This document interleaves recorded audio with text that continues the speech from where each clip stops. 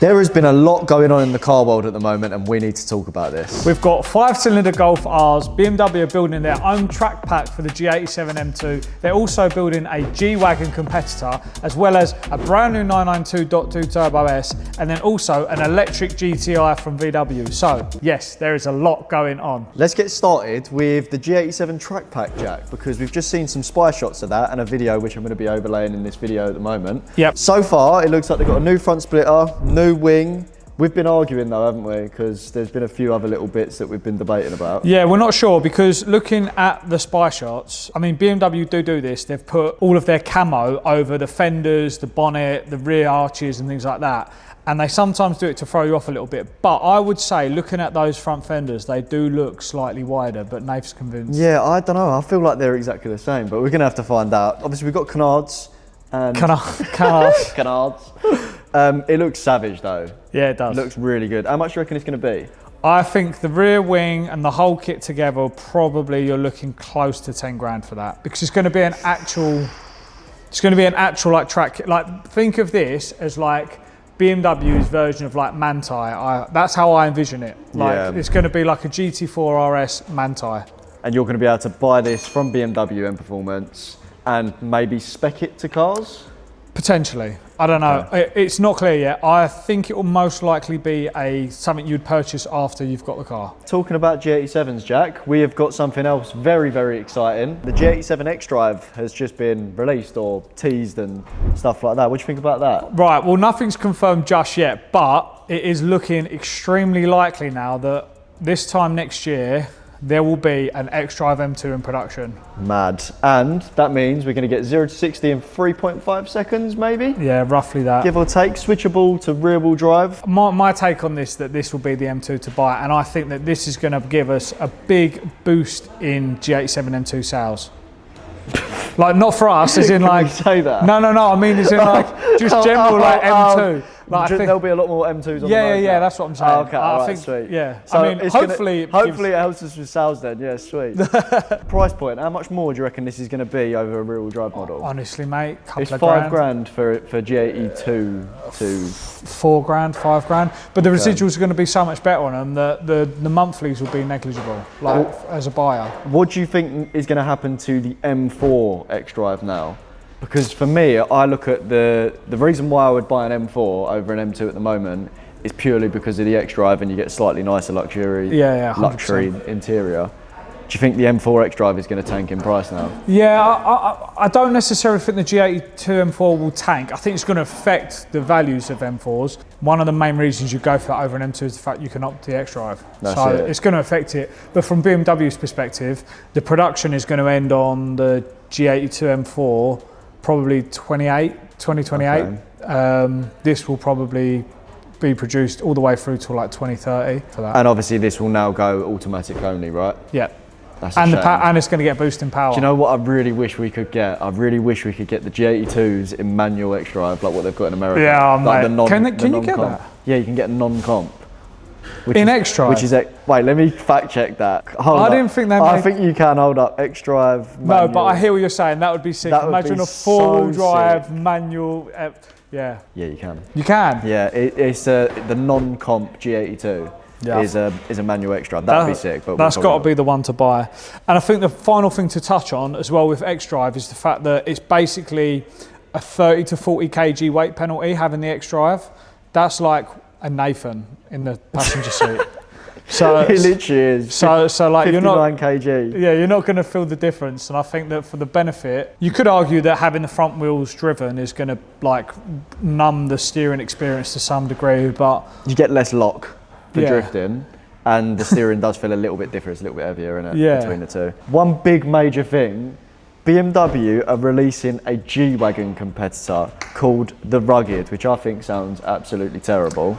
Right, so let's get one thing clear. Rugged is basically a code name. They're not going to actually call it the Rugged. Oh, okay. But Rugged is terrible, though. Rugged is the code name that they're running with at the minute, which is diabolical, definitely. Especially for something that's going to probably be like a luxury 4x4. What are you driving, mate? I've got that BMW Rugged. Oh, sick, yeah, cool. This car will essentially be a much more luxurious, more boxy, like off-road version of the X7. X7? Yeah. Oh, okay. That's how I see it. So you know, like the X7 is like 7 seats and things like that. Yeah. I think it's going to be a slightly less convenient, more posh, more like off-road. Basically, yeah, G-Wagon competitor. Do you think they're going to square this car off like a G-Wagon, or do you think it's still going to be like BMW, really curvy, strange designs? My thought at the moment is if you look at the XM, Yep. it's going to be like that. Okay, so it's just another XM then. I think it'll be like an XM, but they're not going to call it an XM. Question is, do you think this is a good idea from BMW, or do you think this is a terrible idea? I personally think it's a smart idea from BMW. A smart idea? I don't know. I just think G-Wagon is perfect as it is. Everyone knows the G-Wagon for what it is. Are they trying to step their toes into something which isn't worth stepping into? Focus on M cars. No, 100. I hear what you're saying, but BMW have got to make money. Let's talk about a little bit of electric stuff which is going on in the world. Not that I actually care about. Don't switch off now. Not that I care about electric stuff, but some of this is pretty interesting because a few of these will probably have some petrol engines running with them and stuff like that. Starting with the new iX3. Yep. What do you think about this then? So, depending on when this video goes live, this would have just debuted, so we can show you some images of what that looks like, but we have a theory on what this is going to look like. Okay. And they're essentially going back to like the bucktooth sort of headlights integrated into the grills and all this stuff. So they're calling it the Neue Klasse. I think that's that's the name of the design. I've butchered that, and I think Neue Klasse. I don't know, I've probably got it wrong as well. Yeah, we're the world's worst with names, and I can't speak properly. So 400-mile range apparently, with 6th generation Duracell batteries. Duracell? No, round cell batteries. That's the name of what they're calling it. Yeah. So what BMW have essentially done is developed a new evolution of current battery technology, which has essentially allowed them to condense the battery packs so that they can get more range from, basically make them more dense, they can get more range from a smaller surface area. So they're a little bit lighter because the chemical makeup and all that stuff is more efficient, but the main thing is the battery density, so they can get a lot more range out of a smaller space. I'm going to be honest, I don't really care about electric stuff, but there is one interesting electric thing that is launching, and that is the brand new M3. There's a few test shots around the Nürburgring at the moment. Yep. It looks absolutely terrible, but it's probably going to be really good because BMW have made it an M car. So yes. What do you think about that? I'm more interested in the X3M electric. Because it'll be a daily. Yeah. Yeah. Like for if I want a saloon, like maybe it's because I'm becoming a dad. I just want a saloon, that is still like a petrol engine car. It's like a sports car, isn't it? Sports car, yeah. There's nothing worse than when, even in the new M3s, bone stock, you put your foot down, you can't hear nothing. Yeah. Like, you have to put an exhaust on them, you have to feel something. I just think there's different categories of car. Like, if you want like a 4x4, you don't necessarily need to go fast round corners because they're not inherently good at that. True. You might want fast straight line speed. That's what that X3M is really good at. So I think electric car makes sense there. But if you've got a saloon car, surely you want something that's a bit more dynamic but also convenient. So that's where the engine, in my mind, makes sense. Well, I think what's going to be interesting is like we know BMW smash it out of the park when it comes to handling. This car's going to be heavy. The G90 handles pretty well for what it is. What do you think it's actually going to go around the track like? Instant power. I reckon it's going to set the fastest ever M3 times. Well, do you want to know something mad? Go on. So the new iX3 is supposedly going to weigh 2.2 tons. Okay, that's pretty good. That's nearly 200 kg lighter than the M5. Yeah, that's pretty Fully good. electric car. I mean, it's mad that we're saying 2,200 kg cars is pretty good, but this is the world we live in. But literally in this day and age, that is considered pretty good. Pretty good. Do you think they're going to make a petrol version, an electric version?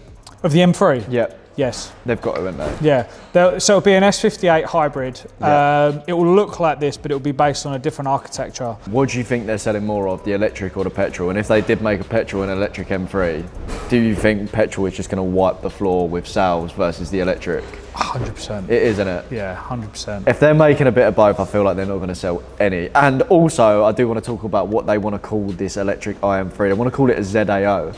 Oh, what, the chassis number? Yeah, this is my M3 ZAO. Yeah. I don't think BMW realised the importance of the G80, F80. E92, E30, how iconic that chassis model makes the car feel. ZAO. Yeah, it's not. I think, you know, we had that debate in the office the other day when we was like, they call it an IM3 1, IM3 2. Oh yeah. I think that will probably Iron Man 5. Yeah, that's what it'll end up, because ZAO don't sound. I've just picked up my M319. Yeah. Talking about the last bit of electric before we do move on, this is probably something that's almost exciting for me. It's the new Polo GTI. It's going to be the ID2. Is that what they're calling it? Yes, ID2. So. Yeah. Well, we've called it Polo GTI, but it's going to be the ID2 GTI. Yeah, and there's a few like sort of rumoured images and everything for this so far. It's essentially going to be a Polo-sized, fully electric hot hatch. So it's going to be like a bit of a competitor for like that Hyundai that they've. Yeah, and the new Renault 5 electric as well. It's going to compete in that space. I'm not going to lie, that's looking like a new daily for me. Perfect daily. It's going to be quite small, but it'll be a fun bit of banter. 100%. Like, I just think I think it looks cool. I think the way that the styling, they've nailed it by the concept and stuff at the moment. I hope they just add the manual synthesization or whatever it's called. Yeah, I know, but for me, I honestly wouldn't care. That for me would be just perfect. I drive 25 minutes, half hour to work every single day. A cool little car, probably got all the latest tech that you need, costs you absolutely nothing to run, and it looks nice. It shouldn't weigh that much either. Won't weigh much. Well, we say that, it's probably 1600 kg for a Polo. It's probably more. Probably more. Yeah. Talking about VW again. Yep. This is the most exciting thing for me in this whole video that we're making. 100%. I'm a big lover of Golf Rs, and there is rumours that have pretty much been confirmed now at this point. I think we don't like to say that Volkswagen for their 25 allegedly Volkswagen for their 25th anniversary of celebrating the Golf R, they are putting a 5-cylinder engine in a Mark 8 Golf R, and hopefully that's going to end up being a production thing, which I think will be the ultimate hot hatch to date. Yeah, I would have to agree. I think that if they make a 5-cylinder Golf R, I'm getting one. I would probably get one. So should we both get one? We'll sell all cars, just get 5-cylinder. Literally. But honestly, I think for most people, the only reason people buy the RS3 is because it's got the 5-cylinder. 100%. I love Golfs. Yeah. I love Golfs overall. I think they look sick. But is this going to send the price of the Golf R through the roof? What if it's got the 2.5 litre? Yeah. Yeah, it's going to be expensive. It's going to be a 60 grand car, isn't it? It's going to be G90 M3 prices. At which point I'm like, I don't care then. Yeah. Do you know what I mean? A Golf R is like, you like that car because it's a 35 grand car that can mince anything on the road. It's never going to hold the same, I don't know. I actually don't know, but you are right though. If it is G90 M3 prices, then it's a no-brainer you get a G90 M3. Yeah. But I still want one. In other news, Mercedes are nicking BMW engines, so that's going to upset a lot of Mercedes fanboys. This is actually quite funny, to be honest. Yeah, so there's a lot of engine swapping going on at the minute, and yeah, I feel like Mercedes fans are going to be a bit rattled by it. Yeah, so essentially what they're going to be doing is putting B48 engines in the CLA, the GLA, the GLB, the C-Class, the E-Class, the GLC, and the upcoming little G, which is essentially going to be a small little G-Wagon, which I'm quite excited for as well. I think that's going to be sick. We'll discuss that in a sec, because that is cool. But basically the reason they're doing this is that European regulators are putting so much pressure on automotive manufacturers at the moment to make their engines more efficient that the cost of updating the current 4-cylinder engine that Mercedes have is just so expensive. It doesn't make financial sense for them to go through that, especially as they transition into a electric prioritized business model. The financial investment versus profit just doesn't make sense, and obviously BMW have already done a lot of that investment with the B48 engine, which is Euro 7 compliant, and all of the other regulations at the moment are being all worked out. So financially this makes so much more sense. So Mercedes are kind of just having to suck this up and go, all right, we admit, we can't do what BMW can do in this case. I think it's going to be banter because you've got all these like hardcore Mercedes fanboys. Yeah. Merc over BMW. They're going to be driving BMW powered cars. Yeah, I don't think they'll buy them. I don't. You think they're going to make a stand and be like, no? That little G, you need to throw a little render up because it looks sick. Yeah. That looks so sick. That to me looks unreal. Talking about new cars, there's a few new concepts that have just been released. The brand new Audi TT concept, which looks identical to the previous Jaguar that got released and everyone absolutely hated it. Yeah. But I'm looking at the concepts of this now and I kind of don't mind it. And I don't know whether it's just because it's got an Audi badge on it. Yeah, I mean, so I watched a little video on this last night. There's a couple of cool details. So if you like look at the headlights, you've got the 4 little dashes, and that's supposed to be like the 4 Audi rings. The actual way the car is designed, like you say, very similar to that Jag that everyone hated. Yeah. I didn't mind the Jag, I'm going to be honest. Like, I didn't actually mind it, and I don't mind this either. When you see it in person, it actually looks yeah, cool. in person, they're pretty cool. Yeah. Spitting image of iRobot. Yep. Is it from iRobot? Yeah. The iRobot car. And that iRobot was actually set in like 2035, so this ain't far off of that, to be fair. They're probably planning it for that, yeah. aren't they? And also worth just noting that this car, this Audi TT concept, has got normal window wipers, normal wing mirrors, the interior is fully fleshed out. Apparently, this car is 95% production ready. So, oh, mad. What you see might be what you get. Well, another new car as well, which is being released very soon. This excites Jack quite a lot. The 992.2 Porsche Turbo S. Yeah. You can talk a bit more about that because he's been chewing my ear off about it. Yeah, I think this is going to be a brilliant car. It's going to be sick. Yeah, I think they're going to obviously bump the power. There's a load of changes that they made for the 992.2 GT3, the other models, like the folding carbon buckets and all that stuff that made the touring and stuff more convenient, and that is going to go so well on the Turbo S. I'm going to imagine they've taken learnings from the 911 ST as well, so the suspension and all of that stuff is just going to be so much better with this car. And this, from our perspective as Auto ID, the Turbo S is traditionally the car that Porsche owners modify. So yeah, it's like the only Porsche that people do modify. Like, they get tuned to mental speeds. Yeah. Do you think this is going to have a hybrid though? Yes, so it won't be a hybrid. The electric turbo that they put into the 911 is essentially an electric motor attached directly to the turbo. So what it does, it basically acts as like an electric anti-lag.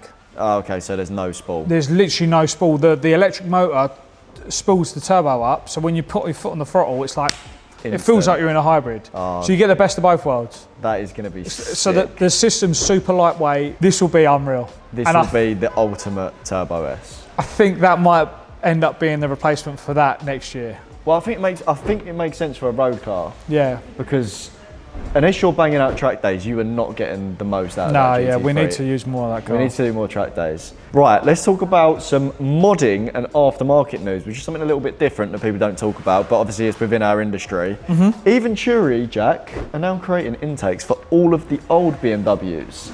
They've gone backwards. They're now releasing stuff for like the E36 M3, and I think that's a smart decision because them prices are booming. Yeah, I would agree. I think people now are buying these cars, they're collecting them, wanting to care for them. Yeah. And like those intakes makes, like, they're the creme de la creme, aren't they? It's getting hard to buy stock parts for them cars as well. Yeah. So if you can buy a ultimate intake, I think that makes sense. So fair play in Ram. ADRO have just released a G90 M5 body kit. What do you think about that? Yeah, it looks really, really good. I think ADRO, I mean, there's a few bits that we can talk about in terms of ADRO, but I think they're smashing it out of the park at the moment. They are literally dropping things left, right and centre. 718 Cayman kit, which literally completely transforms the front bumper, as you can see here. That is going to be popular, I think. I'm not too sure so much in the UK because people don't seem to modify it as Porsches as much in the UK, but I think in America that's going to be mad. Yeah, 100%. It's kind of like a GT2 RS-esque front bumper, like quite square and stuff like that. It might end up becoming a new platform for people to actually modify with. Fingers crossed, because that will be sick. Yeah, 100%. Lastly, from ADRO, because ADRO are just dropping things left, right and centre, is the new GR86 body kit. And I think that looks insane. I've always loved GR86s and GT86s. I have one myself. The engine's poo in them and they're quite slow. But looks-wise, they literally look like the perfect Jap car. We've been speaking in-house here that we're probably going to get one and do a shop car build with one. Yeah, I think it makes sense. Sorry, I interrupted you there. I think it makes sense. Like, it's just a shame about the engines, but they look so sick. And even just like the little headlight covers they've made, like little touches like that. Yeah, that is a proper little Jap special. 200 brake though. Yeah, so a little bit slow. That's basically your E36. No, my E36 is sick. I love my E36. I think, Nath, let's wrap up there. Obviously, this was a new format of video for us. If you did enjoy this and want to hear more from us, let us know. If you hated it, let us know. Yeah. We want to give you a bit more of a bit of news of what's going on in the world, and we can I don't know, right, shut up. Do that again. Yeah, we'll just basically give you our thoughts and impressions. I won't let Nathan give you his thoughts and impressions anymore. But essentially, we're going to try some new stuff on the channel. If you, like I said, if you enjoyed this, let us know. If you hated it, let us know. And yeah, make sure you comment and let us know your thoughts on some of the cars and bits and bobs that we spoke about. And if not, we'll see you in next week's video. At Sunday at 4 p.m. Make sure you subscribe. Thank you. Bye.